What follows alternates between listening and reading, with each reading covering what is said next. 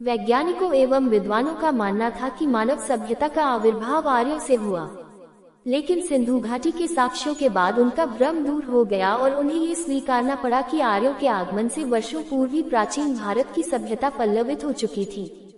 इस सभ्यता को सिंधु घाटी सभ्यता या सिंधव सभ्यता नाम दिया गया। इनमें से आधे दर्जनों को ही नगर की संज्ञा दी जा सकती है। इनमें से दो नगर बहुत ही महत्वपूर्ण हैं, पंजाब का हड़प्पा तथा सिंध का मोहेंजोदड़ो, मूल उच्चारण मुअंजोदारो, शाब्दिक अर्थ प्रेतों का टीला। दोनों ही स्थल वर्तमान पाकिस्तान में हैं। दोनों एक दूसरे से 483 किमी दूर थे और अंदुस नदी द्वारा जुड़े हुए थे।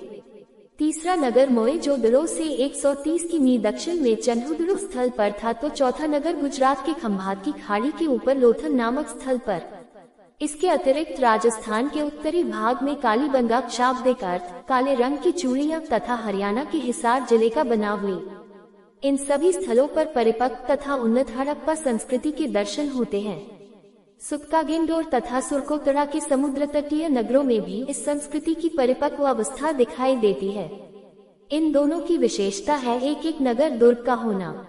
उत्तर हड़प्पा अवस्था गुजरात के कठियावाड़ प्रायद्वीप में रंगपुर और रोजड़ी स्थलों पर भी पाई गई है। इस सभ्यता की जानकारी सबसे पहले 1826 में चार्ल्स मैसन को प्राप्त हुई। इस सभ्यता की सबसे विशेष बात थी यहाँ की विकसित नगर निर्माण योजना। हड़प्पा तथा मोहनजोदड़ो दोनों नगरों के अपने दुर्ग थे, जहाँ शासक वर्ग का परिवार रहता था। प्रत्येक नगर में दुर्ग के बाहर एक उससे निम्न स्तर का शहर था, जहां ईंटों के मकानों में सामान्य लोग रहते थे। इन नगर भवनों के बारे में विशेष बात ये थी कि ये जाल की तरह विन्यस्त थे, यानी सड़कें एक दूसरे को समकोण पर काटती थीं और नगर अनेक आयताकार खंडों में विभक्त हो जाता था। ये बात सभी सिंधु बस्तियों पर लागू होती थी, चाहे वे छोटी हो या बड़ी। हड़प्पा तथा मोहनजोदड़ो के भवन बड़े होते थे। वहाँ के स्मारक इस बात के प्रमाण है कि वहाँ के शासक मजदूर जुटाने और कर संग्रह में परम कुशल थे। ईंटों की बड़ी बड़ी इमारत देखकर सामान्य लोगों को भी ये लगेगा कि ये शासक कितने प्रतापी और प्रतिष्ठावान थे। मोहनजोदड़ो का अब तक का सबसे प्रसिद्ध स्थल है विशाल सार्वजनिक स्नानागार, जिसका जलाशय दुर्ग के टीले में है।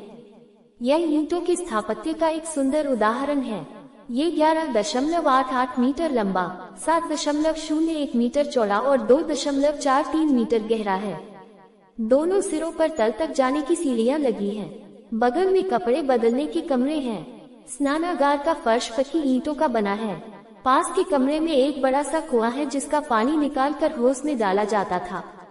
हौस के कोने में एक निर्गम आउटलेट है, जिससे पानी बहकर नाले में जाता था।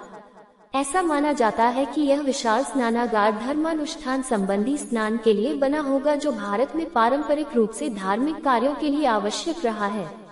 मोहनजोदड़ो की सबसे बड़ा संरचना है अनाज रखने का कोठार, जो 45.71 मीटर लंबा और 15.23 मीटर चौड़ा है।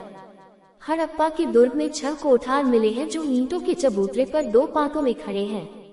हर एक कोठार 15.23 मी लंबा तथा 6.09 मी चौड़ा है और नदी के किनारे से कुछ 1 मीटर की दूरी पर है। इन 12 इकाइयों का तल क्षेत्र लगभग 838.125 वर्ग मी है, जो लगभग उतना ही होता है जितना मोहनजोदड़ो के कोठार का। हड़प्पा के कोठारों के दक्षिण में खुला फर्श है और इस पर 2 कतारों में ईंट के वृत्ताकार चबूतरे बने हुए हैं। फर्श की दरारों में गेहूं और जौ के दाने मिले हैं। इससे प्रतीत होता है कि इन चबूतरों पर फसल की दवनी होती थी। हड़प्पा में 2 कमरों वाले बैरक भी मिले हैं, जो शायद मजदूरों के रहने के लिए बने थे। कालीबंगा में भी नगर के दक्षिण भाग में ईंटों के चबूतरे बने हैं, जो शायद कोठारों के लिए बने होंगे। इस प्रकार यह स्पष्ट होता है कि कोठार हड़प्पा संस्कृति के अभिन्न अंग थे। हड़प्पा संस्कृति के नगरों में ईंट का इस्तेमाल एक विशेष बात है, क्योंकि इसी समय के मिस्र के भवनों में धूप में सूखी ईंट का ही प्रयोग हुआ था। समकालीन मेसोपोटामिया में पक्की ईंटों का प्रयोग मिलता तो है, पर इतने बड़े पैमाने पर नहीं जितना सिंधु घाटी सभ्यता में।